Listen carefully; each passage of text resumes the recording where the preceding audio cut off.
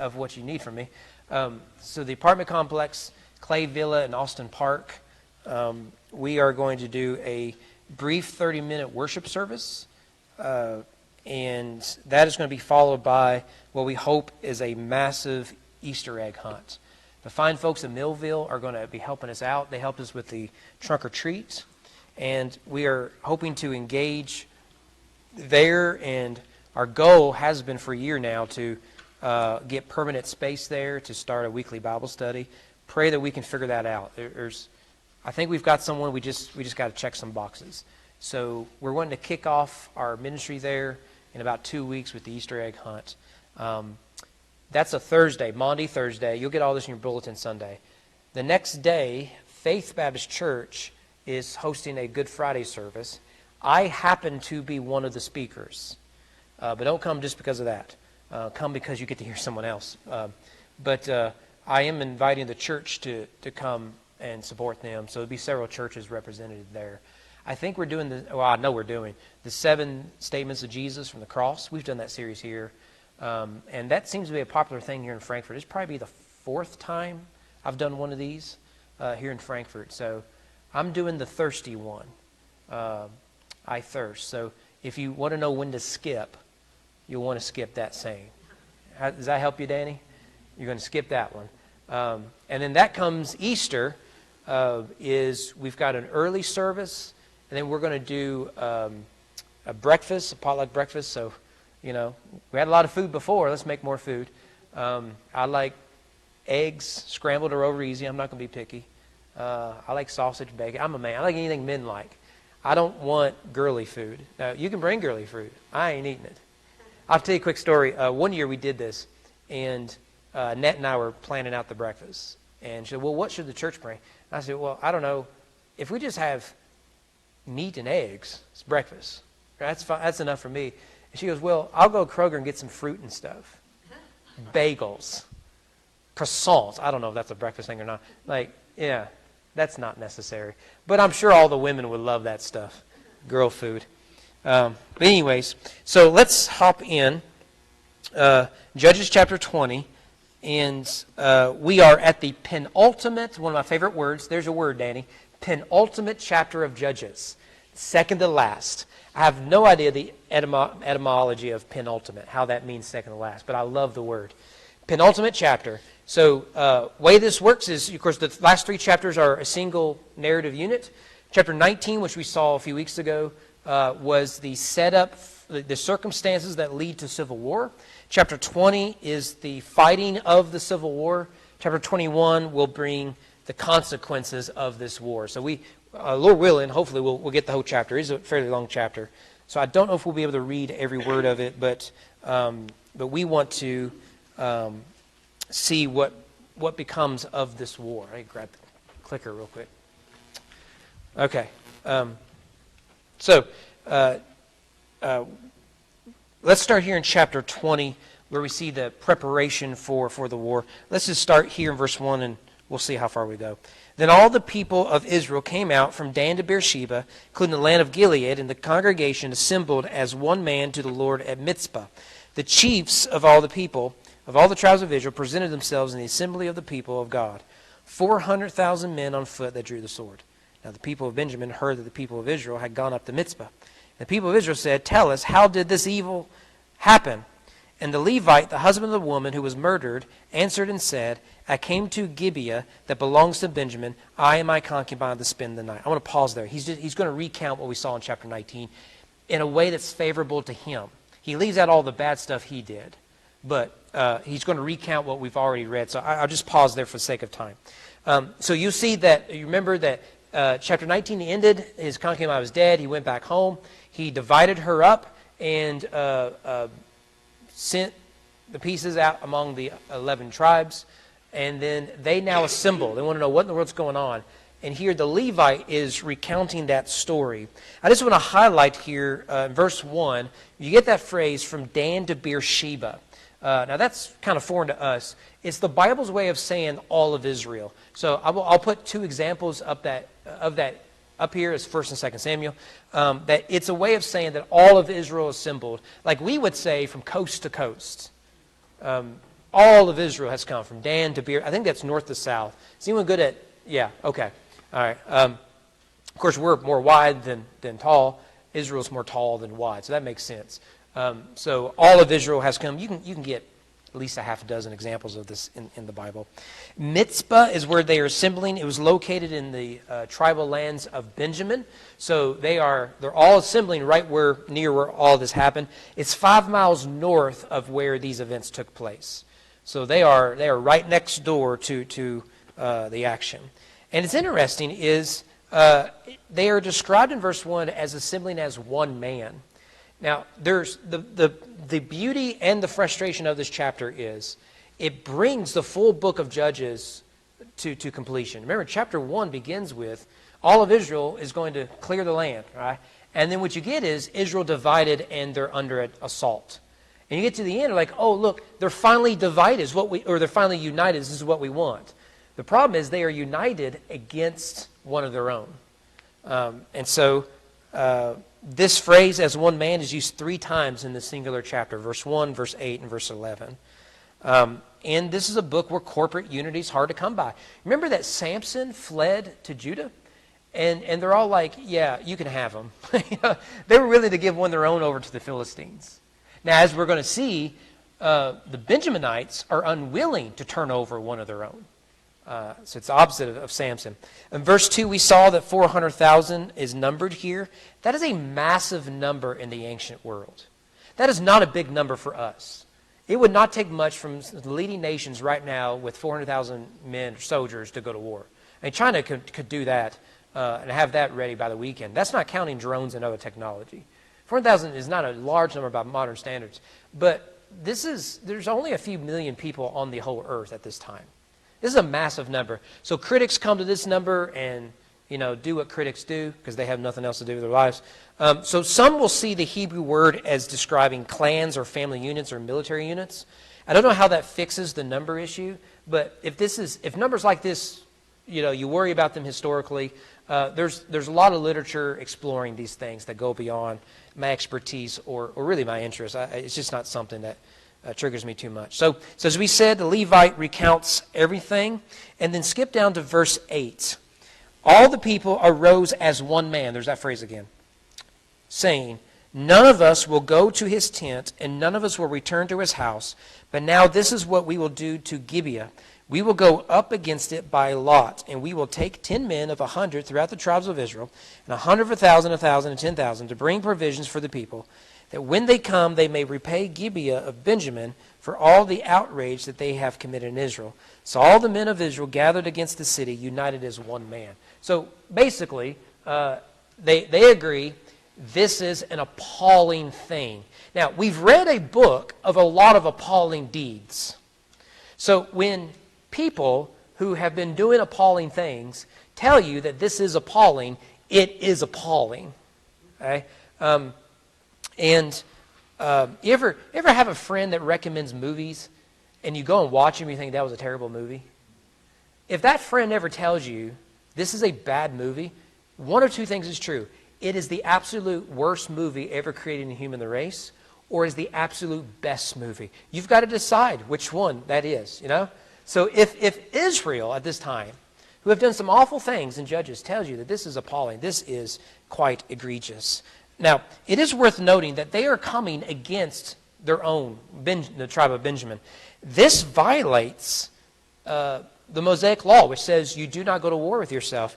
Leviticus 19, do not take vengeance or bear a grudge against the sons of your own people, but you shall love your neighbor as yourself. Now, that last part sounds familiar. It's this interesting little connection there, isn't it? And so they decide to go to battle, which is 12 to 19. Pick up verse 12. The tribes of Israel sent men throughout all the tribe of Benjamin, saying, what evil is this that has taken place among you? Now, therefore, give up the men, the worthless fellows in Gibeah, that where we talked about in chapter 19, that we may put them to death and purge evil from Israel. But the Benjaminites would not listen to the voice of their brothers, the people of Israel. A couple things to note here. One, I think what they're asking is reasonable. That this is so evil that it has to be purged by just saying, if you have reached a point that you've done this, capital punishment seems fitting. The Bible is pro-capital punishment. It's practiced, particularly in the Old Testament. And so what they're saying is, we have a large army, 4,000. We will attack you, and a lot of innocent people are going to die. That's unnecessary. Bring those guilty of the crime out, and we'll take care of them ourselves. And the Benjaminites say no. I want you to notice this phrase here in, it's there at the end of verse 13. The Benjaminites would not listen to the voice of their brothers. In the Bible, when you hear the phrase, listen to the voice of, that triggers the story of the Garden of Eden. You remember that God condemns Adam for listening to the voice of your wife. Now, that is not saying, men, do not listen to the voice of your wife. What it's saying, the issue there is Eve listened to the voice of the serpent rather than God. Adam listened to the voice of his wife rather than the voice of God. This shows up throughout the narrative. And here's another good example. They are listening to the voice of the Gibeonites, not the voice of the Hebrews, the Israelites, or really of God. They know that when a crime like this is committed, because murder has been committed, that it must be punished. And they are not punishing what is an egregious crime. So they are not listening to the voice of God. They're listening to the voice of the serpent, if you will. Well, skip down to verse 16. It says, now among all these, this is Benjamin, were 700 chosen men who were left-handed. Everyone could sling a stone at a hair and not miss. We've talked about this early on in the book. The tribe of Benjamin is a small tribe. Remember that Benjamin is the youngest son of Jacob and is the small tribe in the when they split. Judah and Benjamin are in the south, the rest are in the north. Benjamin's a small tribe. However, they were known for producing outstanding warriors. It's like Florida produces football players for some reason. I don't know why, but they do. So Benjamin produces warriors. Let me give you a few biblical examples here. Genesis 49, in Jacob's prophecy about the tribe of Benjamin. Benjamin is a ravenous wolf, in the morning devouring the prey and at evening dividing the spoil. That's how Jacob described the descendants, the soon-to-be descendants of his son Benjamin. Or consider 1 Chronicles 8. The sons of Ulam were men who were mighty warriors, bowmen, having many sons and grandsons, 150. That's a big Christmas party right there. All these were Benjaminites. So they're warriors, bowmen. Now notice the connection to the bow. Here it slings. 1 Chronicles 12. They were bowmen and could shoot arrows and sling stones. Well, that matches what we have here in Judges. And either the right or the left hand, ambidextrous. They were Benjaminites, Saul's kinsmen. I want to come back to this issue right here. Saul was a Benjaminite. And he went through the ranks and became king because he was a warrior. And he rounded up the troops. He unites Israel. So Benjamin divides Israel at the end of Judges. A son of Benjamin unites Israel in Saul at the beginning of 1 Samuel. But in uniting Israel, he goes crazy and he causes division. David becomes king over Judah before he's king over Israel. So once again, a Benjaminite divides Israel in 1 Samuel. By the way, I want to point this out before I forget. Who slings stones in 1 Samuel of the kings? Who's known for slinging a stone? It's David. The Benjaminites, Saul, is unwilling to fight Goliath. David uses the weapon that the Benjaminites were known to be using to defeat the giants. I don't know if we're reading into that, but it's a neat little detail that stuck out to me this week.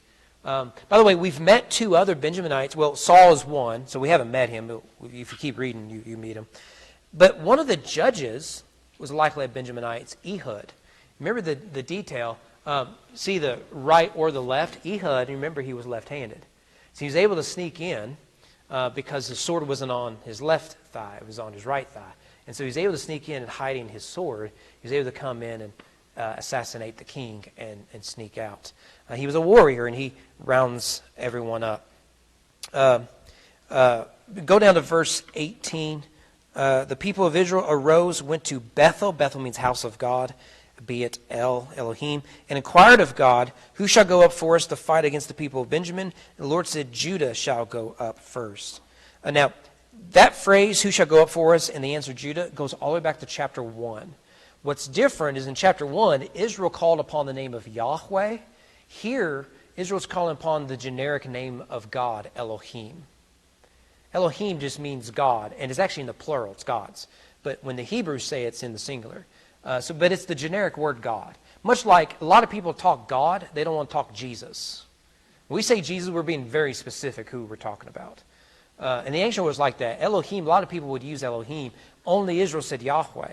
So in chapter 1, they inquired of Yahweh, who shall go up for us? And he said, Judah. Here, it's the more generic reading. But there you have it. They're preparing for war. The Benjaminites could end this right away. Just hand over those guilty. What happens in the war, so starting in verse 20, they go out to war. And what you get is Benjamin enjoys some early success. And from my understanding of the geography is the Benjaminites are at the top of a hill. They're in a fortified city at the top of a hill. And so what the Hebrews are doing, the United Israelites, is they're sending, not all 400,000, they're sending a regiment of soldiers up. And as a result, they're being defeated. So they're sending a few at a time rather than send up everybody. And so you get in verse 20 to 23, 22,000 dead soldiers are reported.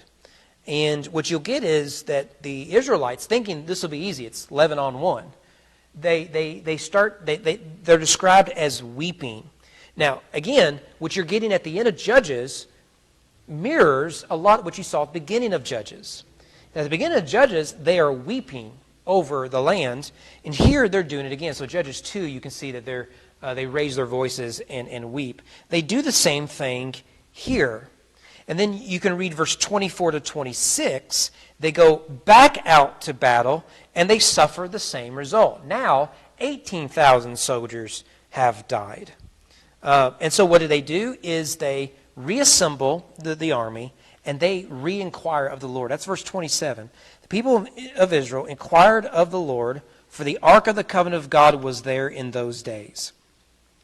And Phinehas, the son of Eleazar, the son of Aaron, ministered before it in those days, saying, Shall we go out once more to battle against our brothers, the people of Benjamin, or shall we cease? And the Lord said, Go up, for tomorrow I will give them into your hand. Remember, we saw this with the first story of the Levites. You may remember he was in that city was made up of descendants of Moses. Now, early descendants, like within 100 years. Now you have early descendants of Aaron are involved in this story. I don't think that's an accidental detail. So what you have involved here, my understanding is the grandson of Aaron, who is Phinehas, who would have been the chief priest in the tabernacle. He's referenced here in Exodus 6. So you have within 2 to 3 generations of the Exodus event, Israel is at war with itself in the Promised Land. It did not take a long time for these things to happen. Now remember, Aaron had 2 wicked sons. He had 4 sons. 2 of them were struck down by God, Nadab and Abihu. So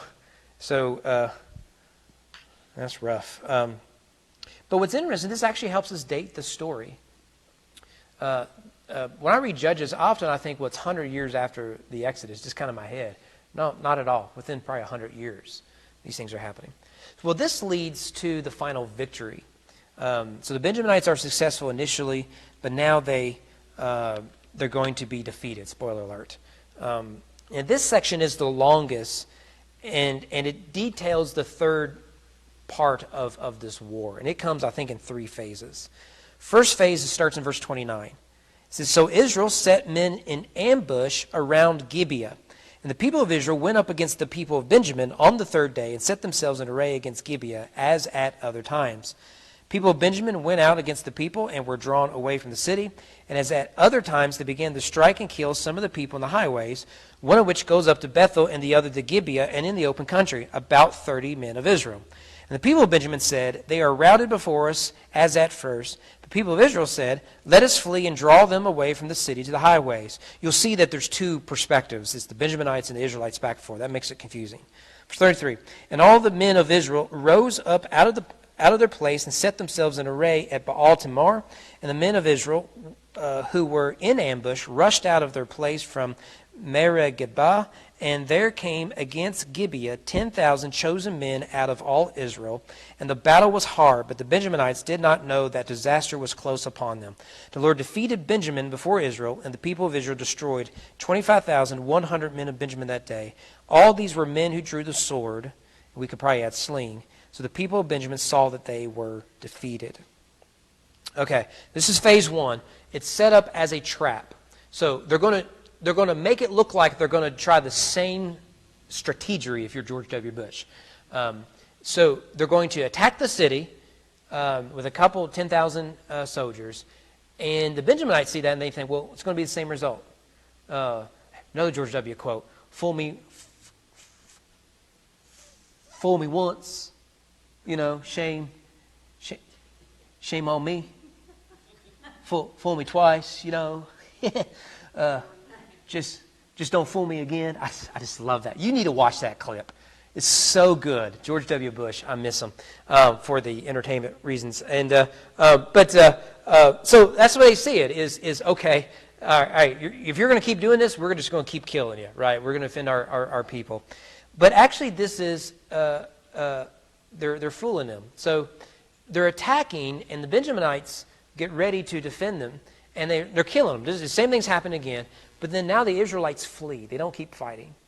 This draws the Benjaminites out of the protection of their fortification.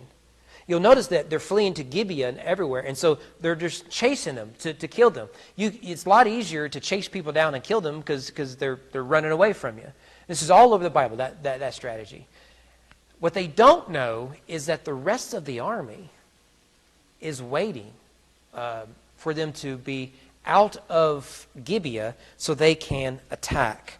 Now, I want to point this out, verse 35, that the writer gives God the credit. Yahweh defeated Benjamin before Israel, killing over 25,000. That number, 25,100, is a very specific number. You do with that whatever you want. It's a very specific number. And this leads to phase two of the end of the war. So we'll pick up verse 36. So the people of Benjamin saw that they were defeated. The men of Israel gave ground to Benjamin because they trusted the men in ambush whom they had set against Gibeah. Then the men in ambush hurried and rushed against Gibeah. The men in ambush moved out and struck all the city with the edge of the sword.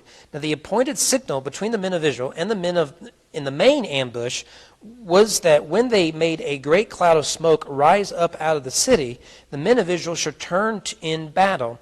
Now Benjamin had begun to strike and kill about 30 men of Israel, which they already mentioned. They said, surely they are defeated before us, as in the first battle. But when the signal began to rise out of the city in a column of smoke, the Benjaminites looked behind them. Behold, the whole city went up in smoke to heaven.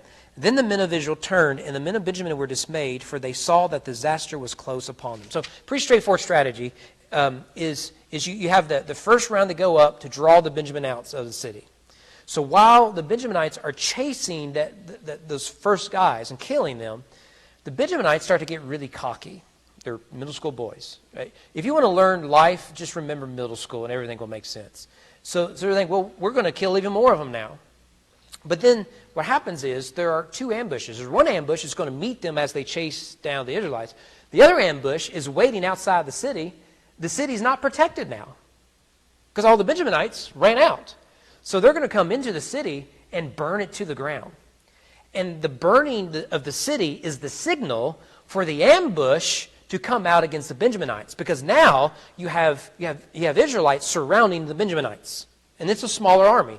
So those who have burned the city can attack now because they've already burned the city, while those in waiting. So you get this first onslaught in the front, and then you're going to get an onslaught from the back. Now, what's interesting, and this may be notes later, is that this is the strategy that others have done. Joshua did this. I think Jephthah did this. It's a good strategy. Yes, Joshua chapter 8 is when the Israelites went against Ai, and then in Judges 9 it was Abimelech did this when he went against Shechem. And we talked about all those. Now I want to point this out, verse 40. it says, when the signal began to rise out of the city and column of smoke, the Benjaminites looked behind them. Behold, the whole of the city went up in smoke to heaven. That language is weird, isn't it? They turned around and saw smoke. But it's the whole of the city went up into heaven. That language isn't accidental. I think it's connected to burnt offerings. So when you see that phrase, the whole of something, it's almost always connected to offerings. So I'll give you an example. Deuteronomy 33, they shall put incense before you and whole burnt offerings on your altar. You remember, incense and burnt offerings go up into heaven, and God receives them as prayers and as sacrifices, atoning sacrifices. So he hears our prayers in the incense, is the imagery, and then he receives the atoning sacrifice from the smoke, right? It goes into heaven. But now what you have here is not a bull or a sheep. What you have here is a city, the whole city, the smoke going up into heaven. And so a lot of scholars come and they say, this is a way of saying that the city is being offered to God. It's so wicked, it can only be cleansed by being burned to the ground. And so God receives it as a just punishment. Propitiation is a fancy word, but a just punishment to appease the wrath of God. And I think there's something to that. And it's worth noting, if you skip down, we're not there yet. If you skip down to verse 48, just in this context, the men of Israel turned back against people of Israel and struck them with the edge of the sword. The city, men and beasts, and all that they found, the towns that they found, that they set on fire. So it isn't just this first city where this abomination was committed. It's the major cities of the Benjaminites. They're burned. That they are offering, as it were, the tribe of Benjamin to the Lord. They're burning it. It's a burnt offering. It's striking language. Now, it's foreign to us as modern readers. This would have been very common at the time. Anyone ever studied the Civil War? Sherman's March to the Sea? Yeah, there's nothing left in the South. They just, what should we do with this? We're going to light everything on fire. We need to end this thing now. And that was Lincoln's policy, is we are going to make them submit. We're going to put an end to this, and we're just going to burn everything along the way. And U.S. Grant and Sherman were big supporters of that. It's pretty brutal. Verse 41, I want to highlight this as well. It says, the men of Israel turned, the men of Benjamin were dismayed. They saw that disaster was close upon them. That word disaster is interesting. Does anyone else have a different word than disaster? What'd you have? Panicked. Panicked? Panicked. Yeah. Any other word? Panic will work. That's a good word. The Hebrew word is the word ra. And it is usually translated, at least in the English, when we think of that word. It's early in the Bible. There is a tree of tov and ra, good and bad. Tree of good and evil, tov and ra. And you can actually trace that theme of good and bad all over the place, but we'll chase that rabbit later. So ra was happening to them, bad was happening to them. Now, you can't translate that in English, that they were bad. That don't make no sense. So what it means is dismayed, panicked. Those are fine translations.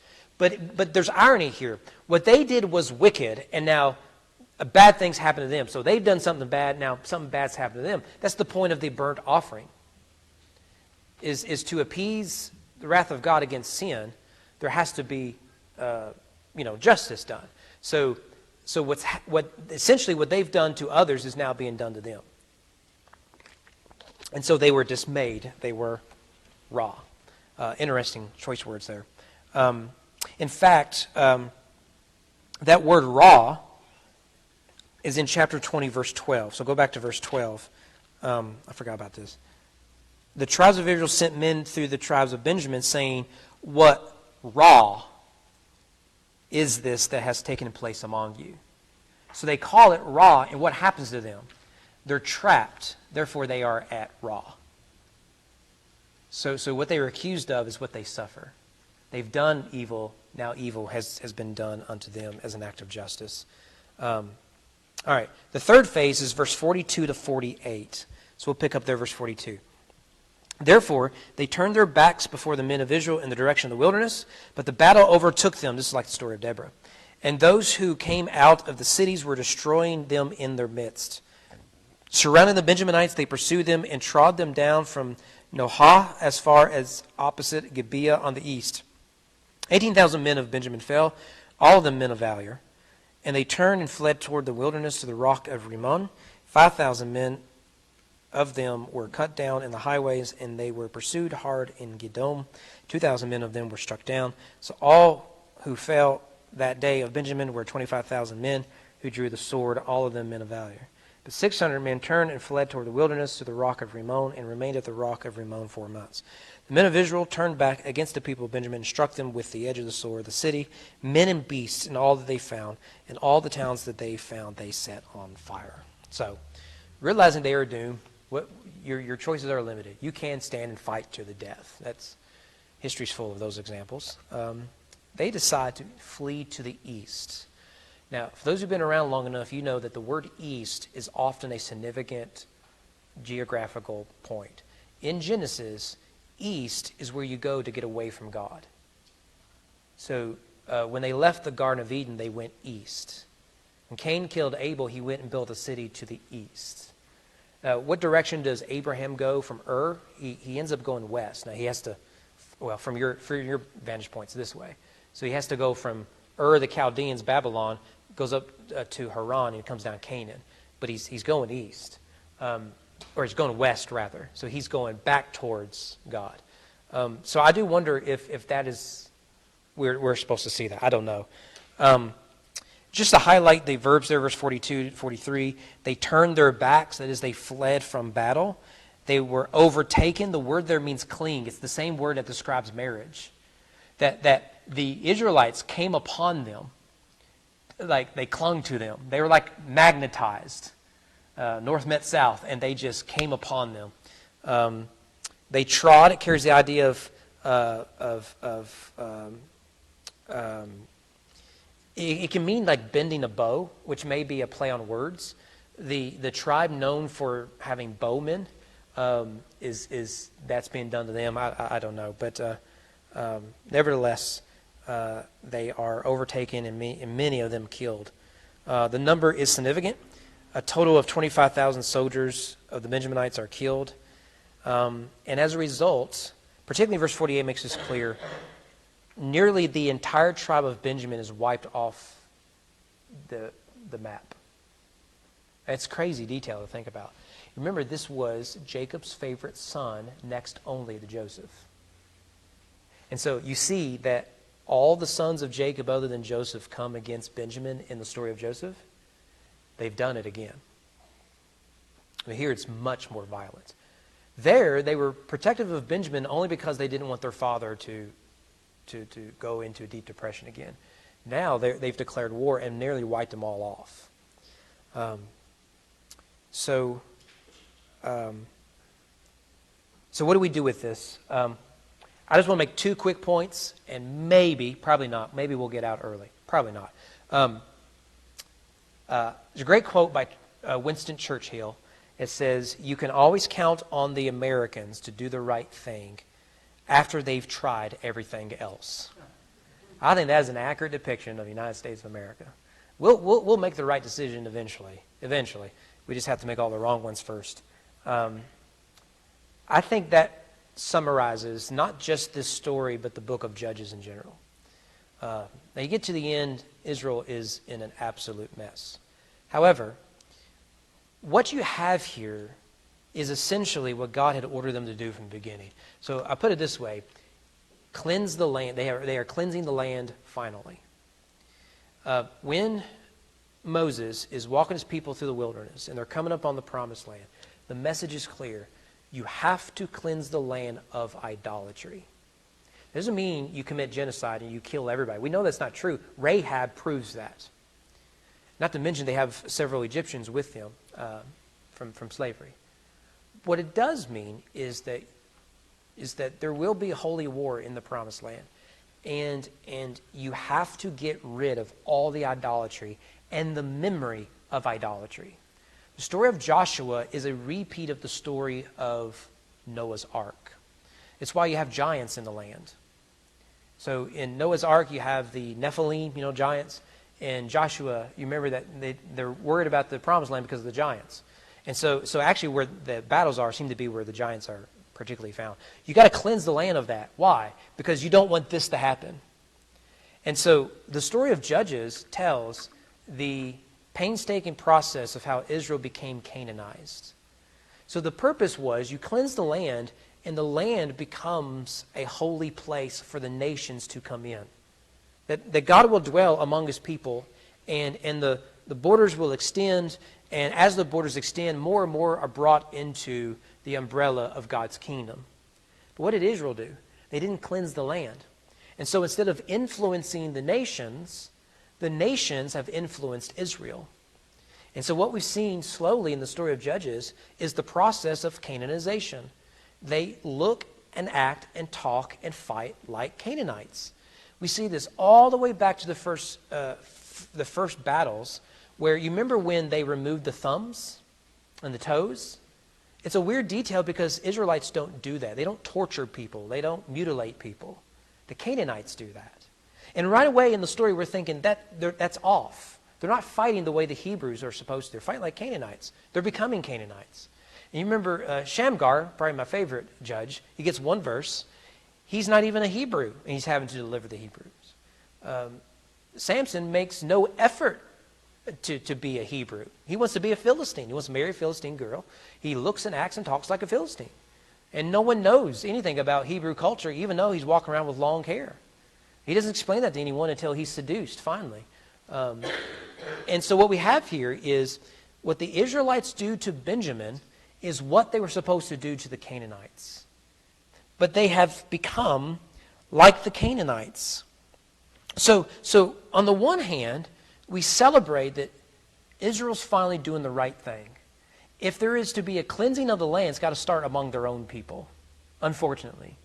And that's true even now. But I'm a firm believer that if we want revival in America, we need revival in our churches. Because our churches are pretty bad. Really, really bad. And I think American Evangelical is actually pretty hollow. I worked in Christian retail. We are very hollow. But so we should celebrate that they won't stand for the treachery of the Benjaminites, and they will wipe the land of them if necessary. At the same time, we should mourn because it's too late. They've all been Canaanized. They all look like Canaanites. So it's Benjamin now. It could be the tribe of Dan next week, next year, because they're all going down this path. They've all forsaken the law of God. I think Daniel Bach's commentary on Judges and Ruth is excellent. I just quote it because he summarizes it better than me. All the key elements of Israel's holy war traditions are found in this chapter. Now, you won't find it elsewhere in the book. So all the key... Now, holy war is a biblical theological category. We can't chase that rabbit. So, 1, the people of Israel assemble as one man before Yahweh. Read Judges 1. Read Joshua. All right? So, Moses is the uniting figure. He brings everyone together, fights the Amalekites. Joshua brings everyone together, and as one man, they assemble and they go against the city of Jericho. Secondly, the priest leads the people in seeking the will of Yahweh. You remember that it is the Ark of the Covenant that walks across the Jordan River ahead of everybody. And it's the Ark of the Covenant that leads the people around Jericho. All these other battles, Ehud and Deborah and Shamgar and Samson, Ark of the Covenant's hardly ever mentioned, if at all. In fact, this chapter has one of the few references to the Ark of the Covenant. And remember that the Levites are forsaking the Ark of the Covenant where it is. Thirdly, Yahweh gives directions about the order of march in the battle. Judah go first. Same thing in chapter 1, here in chapter 20. Fourthly, Yahweh goes before Israel as the divine warrior striking the enemy. Because it is the Hebrew theology that God is the one that fights the battles. And so if he's not going ahead of us, we're going to lose. That's why the Ark of the Covenant is so important. And the Exodus story is cloud by day, fire by night. They follow where the Lord leads. So when the Lord hovers and settles on Mount Sinai, the people settle at Mount Sinai. He goes on. The account also echoes several significant features of the description of Joshua's defeat of Ai in Joshua 7-8. We've talked about this briefly. In both accounts, the final victory comes only after serious initial failure. Remember, the story of Ai is Achan's sin. He hoards all the gold like a dragon. Beowulf reference, by the way, and Lord of the Rings. In both, the first battles are described in the briefest of terms, the elaboration of detail being reserved for the last engagement. Here's the same way. The third part of the battle is in 3 phases. It's very long. Both portray the protagonists following similar strategies, setting up ambush forces, feigning defeat and luring the enemy out, attacking and burning the city, and the enemy noticing the fire and fleeing in panic. Finally is the slaughter of the enemy forces. That's how they defeat Ai. That's how they defeat the Benjaminites. So that's the tragedy of the story. The strategy that was used so effectively in cleansing the land, because they failed to cleanse it, they've become like the Canaanites. And now they have to use the same strategy against their own people. And what's going to happen, if you keep reading through your Bible, historically, what's going to happen in a few chapters? A guy by the name of Saul, a Benjaminite, becomes king and he unites Israel as one man. And you think, wow, that's an incredible story. That Benjamin survived and that one of them rose up through the ranks as a mighty warrior and he unites Israel as their king. That's a good story. But when Saul goes up against, not the Amalekites, the Agagites, there you go, they're Amalekites. What does he do? He keeps King Agag alive. It's the repeat of the story of Joshua. So Samson has to come, hacks Agag to pieces, to quote the text. Why? Because Samuel doesn't want this story repeated. We don't want to become like Agag and his people. So what happens? God says, I'm done with the Benjaminite king. Judah, you go first. Remember that the Israelites chose for themselves a king. God chose for them David, who's from Judah. And who's the first tribe that goes to battle here? It's Judah. And David is, of course, a son of Judah. I want to make one other point. We'll call it a night. And that is bitterness, anger, envy, all those things. It will flower in vindictiveness, malice, these sort of things. We could talk a lot about holy war and the scenes of what appear to be genocide in the Bible. We can do that another time. At the very least, what we see here is what comes at the end of a pattern of behavior. If you choose resentment and bitterness, envy, all that, it will flower into anger. Anger will give way eventually to malice and vindictiveness.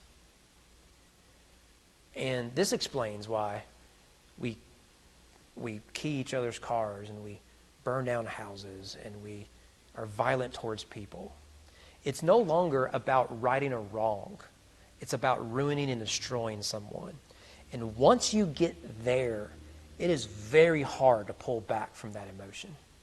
Because you're not thinking straight. You're thinking only about your hurts and your angers. And for many people who reach that point cannot articulate what it is they're angry about. All they know is they're angry. And the only thing that makes sense is to destroy this person. However that may come. And history is littered with examples. And perhaps your life is littered. Maybe you're a victim of one. Maybe you grew up in such a house where mom and dad went from not liking to each other to hating each other. And they took every chance they could to ruin each other's life. I think we get a picture of that here. It is sad what happens to the Benjaminites. You're at the end of vindictiveness. But this is why forgiveness is so vital to human flourishing. The minute you are angry or jealous or frustrated at someone, you have to choose forgiveness. You have to choose it. And the choice of forgiveness will always come before the feelings of forgiveness. We often think, well, I've forgiven them. I don't feel like I've forgiven them. Welcome to the human experience. You have to choose to forgive. I was just sharing this with Chastity actually the other day. There is someone in my life, a pastor friend, and I will say friend. He just gets under my skin. I'll be honest with you. He and I, we've had several come to Jesus meetings, and I told Chastity that last time I ran into him, we've gone different directions.